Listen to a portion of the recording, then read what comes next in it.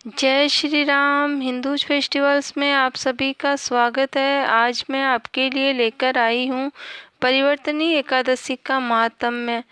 युधिष्ठिर बोले, भाद्रपद शुक्ल पक्ष की एकादशी का क्या नाम है, क्या विधि है, कौन देवता है और क्या विधि है, क्या पुण्य है, यह बतलाइए।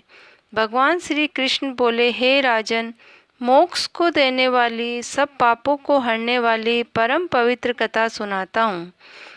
परिवर्तनी एकादशी, जलजूलनी एकादशी, वामन एकादशी इसी के नाम हैं। इसके श्रवण मात्र से ही सब पाप नष्ट हो जाते हैं।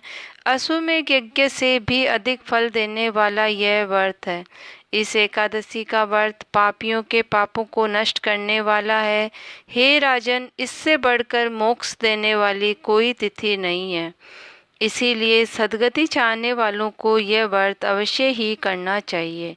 इस दिन भगवान ऋषिकेश की पूजा होती है। यह व्रत उत्तम, अवश्य करने योग्य है। जिन मेरे भक्तों ने वामन देव का पूजन कर लिया, उन्होंने त्रिलोकी का पूजन कर लिया। जिसने कमल सरी के नेत्र वाले वामन देव जी का कमलों से पूजन कर लिया, वह निश्चय ही भगवान के पास पहुंच गया।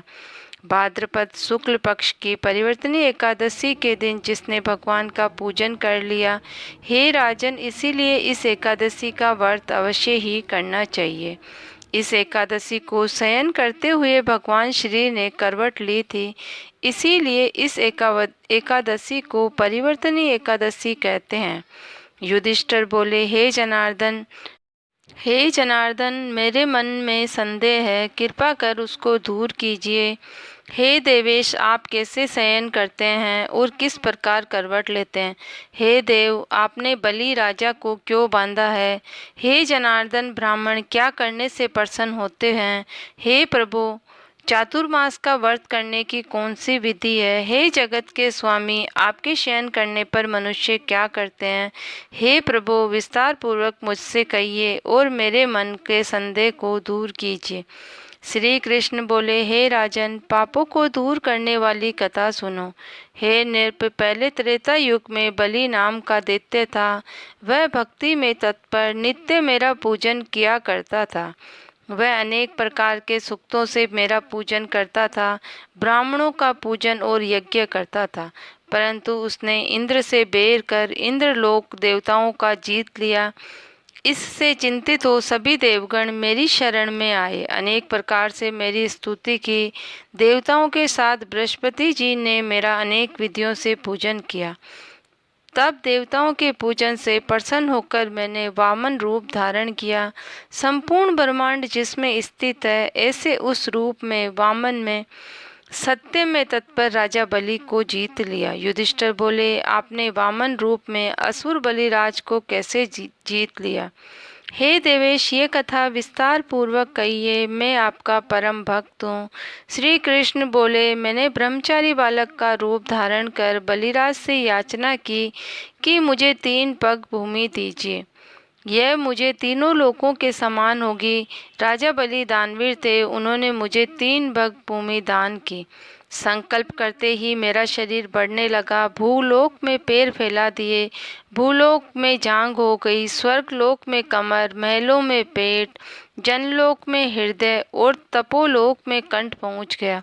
सत्यलोक में मुख और उसके ऊपर मस्तक को स्थापित कर दिया। सूर्य, चंद्रमा, समस्त तारा नारायण आ गए। मैंने एक पग भूमि में, दूसरे पग में आकाश और तीसरे पग को रखने के लिए स्थान मांगा। तब राजा बलि ने अपना मस्तक आगे किया और मैंने अपना तीसरा पैर राजा बलि के मस्तक पर रखा और मेरी पूजा करने वाले राजा बलि पाताल लोक में चले गए। राजा बलि की उदारता से प्रसन्न होकर मैंने वरदान दिया कि हे राजन, मैं सदैव तुम्हारे समीप रहूंगा। भाद्रपद शुक्ल पक्ष की परिवर्तनी एकादशी को मैंने यह वचन कहे।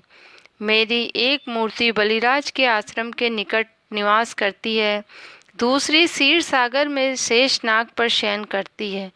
कार्तिक एकादशी तक शयन करते हैं। इस बीच जो पुण्य किया जाता है वह अत्यधिक उत्तम एवं फलदायी है। इसीलिए हे राजन, यह व्रत एकादशी का व्रत यत्न पूर्वक करना चाहिए। यह व्रत पवित्र है, सब पापों का नाश करने वाला है। सोते हुए भगवान ने इस दिन करवट ली थी, इसीलिए भगवान मधुसूदन का पूजन इस दिन करना चाहिए। चांदी, चावल, दही का दान करना शुभ है। रात्रि में जागरण करने से मनुष्य इस संसार में सुख भोग कर अंत में श्री चरणों में स्थान प्राप्त करते हैं। देवलोक में चंद्रमा के समान फैलता है।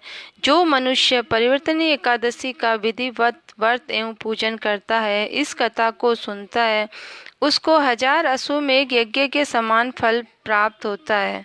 ओम नमो भगवते वासुदेवाय।